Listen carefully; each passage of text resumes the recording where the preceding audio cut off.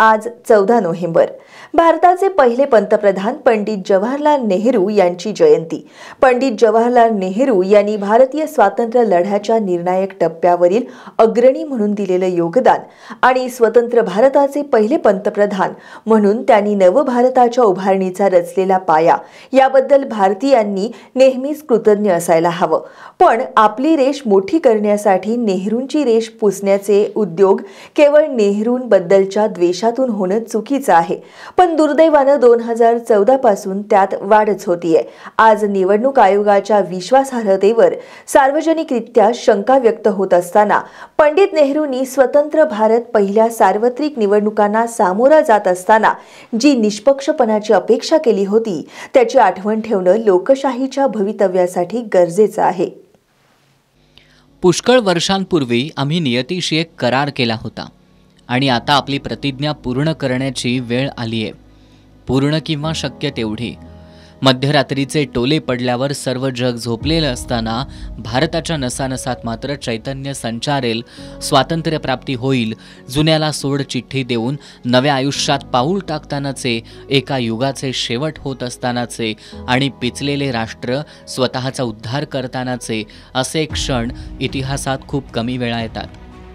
या महत्त्वपूर्ण क्षणी आपण भारतवासीय आणि मानवतेच्या हितासाठी झटण्याची शपथ घेणं योग्य ठरेल.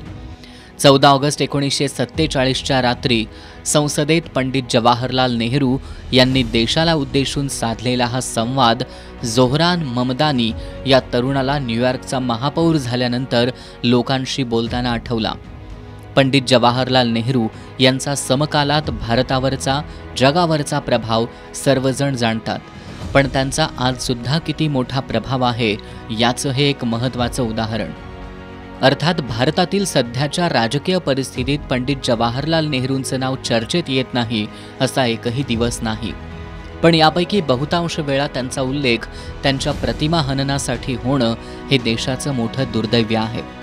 जम्मू काश्मीर, चीन, आंतरराष्ट्रीय संबंध अशा अनेक गोष्टींचा ज्यावेळी उल्लेख येतो त्यावेळी पंडित जवाहरलाल नेहरू यांना थेट आरोपींच्या पिंजऱ्यात उभं केलं जातं. सध्याच्या व्हॉट्सॲप युनिव्हर्सिटीतून पाजळल्या जाणाऱ्या पांडित्यातून वस्तुस्थितीऐवजी द्वेषमूलक आणि दिशाभूल करणारीच माहिती प्रसारित करणं हे राष्ट्रकर्तव्य मानलं जात आहे. भारतासारखा खंडप्राय देश स्वातंत्र्यानंतर अखंड ठेवताना तो प्रगतीपथावर नेण्यासाठी पंडित जवाहरलाल नेहरूंसह तत्कालीन धुरीणांनी दिलेल्या योगदानाबद्दल सगळ्याच भारतीयांनी कृतज्ञ असायला हवं. आत्तापर्यंत धर्म, भाषा, प्रांताचं वैविध्य जपत भारतीय लोकशाही सशक्त ठेवण्यात इथल्या पारदर्शी निवडणुकांचा मोठा वाटा आहे. यापुढच्या काळात निवडणुका पारदर्शी राहतील का याबद्दल सजग भारतीय नागरिक साशंक आहेत, यात दुमत नाही. पण भारतीय राज्यघटनेतील तरतुदीनुसार स्वायत्तपणे स्थापन झालेल्या निवडणूक आयोगाला पंडित जवाहरलाल नेहरूंनी ठरवलं असतं तर ते कसंही वापरू शकले असते. पण त्यांनी निवडणूक आयोगाची स्वायत्तता अबाधित राखण्यासाठी सर्वतोपरी प्रयत्न केले. स्वतंत्र भारतातली पहिली सार्वत्रिक निवडणूक ऑक्टोबर 1951ला सुरू होऊन मे 1952 पर्यंत चालली. पहिल्या सार्वत्रिक निवडणुकीतील प्रचाराबद्दल बोलताना पंडित नेहरूंनी प्रचारातील भाषणं किंवा लिखाण व्यक्तिगत असू नये, आपल्या योजनांची आणि उपक्रमांची त्यामध्ये चर्चा असावी असा आग्रह धरला. आत्ताच्या निवडणूक प्रचारात त्याच नेहरूंच्या प्रतिमा हननाशिवाय अनेक नेत्यांची भाषणं पूर्ण होत नाहीत हे विशेष. आपण आपल्या मनात विरोधकांबद्दल वैरभाव न ठेवता महान गणतंत्राच्या लोकशाही आराखड्याची पायाभरणी करूया हे पंडित नेहरूंचं त्यावेळचं आवाहन आज शब्दाशब्दातून विखार पेरणाऱ्यांना पचनी पडेल का हा खरा प्रश्न आहे. पंडित जवाहरलाल नेहरूंनी निवडणूक आयोगाची स्वायत्तता अबाधित ठेवत दाखवलेली नैतिकता आणि आजच्या काळात मुख्य निवडणूक आयुक्तांची निवड करणाऱ्या पंतप्रधान, सर्वोच्च न्यायालयाचे सरन्यायाधीश आणि विरोधी पक्षनेता या त्रिसदस्यांमधून सर्वोच्च न्यायालयाच्या सरन्यायाधीशांना वगळून तिथं मंत्र्यांची वर्णी लावणं, मुख्य निवडणूक आयुक्तांविरोधात देशातील कुठल्याही न्यायालयात खटला दाखल होऊ शकणार नाही अशी तरतूद करणं, विरोधी पक्षांनी वोट चोरीसारखा गंभीर मुद्दा उपस्थित केल्यावर त्याला निवडणूक आयोग या यंत्रणेऐवजी सत्ताधारी पक्षाच्या नेत्यांनी उत्तर देणं, या मुद्द्यांचं गांभीर्य कमी करण्याचा प्रयत्न करणं, महाराष्ट्र विधानसभा निवडणुकीच्या अगोदर लाडकी बहीण योजना नावानं महिलांच्या खात्यावर दरमहा 1500 रुपये जमा करणं, बिहार विधानसभा निवडणुकीच्या पार्श्वभूमीवर प्रत्येक महिलेच्या खात्यात 10,000 रुपये जमा करणं, निवडणूक घोषित झाल्यावर सुद्धा ही रक्कम जमा करत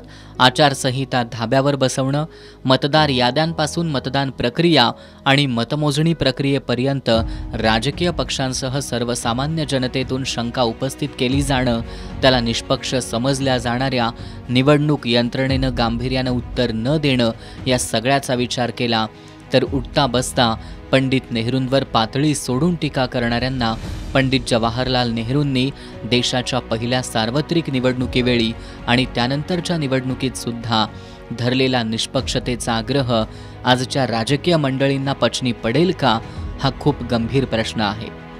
विरोधी पक्ष असायलाच हवा असा पंडित नेहरूंचा आग्रह होता आणि आज विरोधी पक्षांचं अस्तित्वच नको असा विचार फोफावतोय.